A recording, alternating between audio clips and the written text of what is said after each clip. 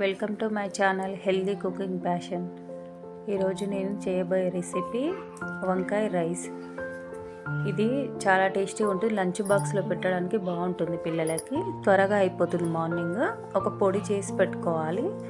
దీనికి ఫస్ట్ ఇప్పుడు ఒక కడాయి పెట్టుకొని కడాయిలో కొంచెం ఆవాలు జీలకర్ర వేసుకొని పచ్చిమిర్చి వేసుకోవాలి. తర్వాత కొంచెం పసుపు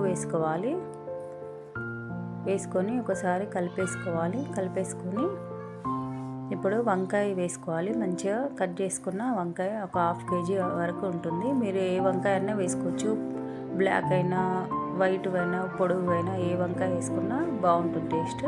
అలాగే లేతది కరివేపాకు వేసి ఒకసారి అన్నీ కలిపేసి కొద్దిగా మగ్గించుకోవాలి.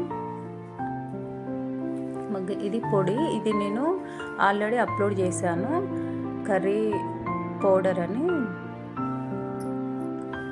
పౌడర్ విత్ బెండకాయ ఫ్రై అని ఒకటి పెట్టాను. అందులో ఈ పొడి చేశాను. ఈ పొడి చేసుకుంటే చాలా రెసిపీస్ చేసుకోవచ్చు. ఈ వంకాయ రైస్ చేసుకోవచ్చు, బెండకాయ రైస్, అలాగే క్యారెట్, బీన్స్ అన్నీ ఏ వెజిటేబుల్స్లోనన్నా ఈ పొడి వేసి రైస్ వేసుకుంటే పిల్లల లంచ్ బాక్స్లోకి ఈజీగా అయిపోతుంది.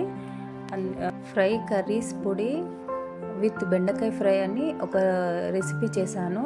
అందులో ఈ పొడి మొత్తం ప్రాసెస్ అంతా చేశాను. ఎలా చేయాలి మొత్తం మెజర్మెంట్స్తో సహా చేసి పెట్టాను. ఆ రెసిపీ చూడండి.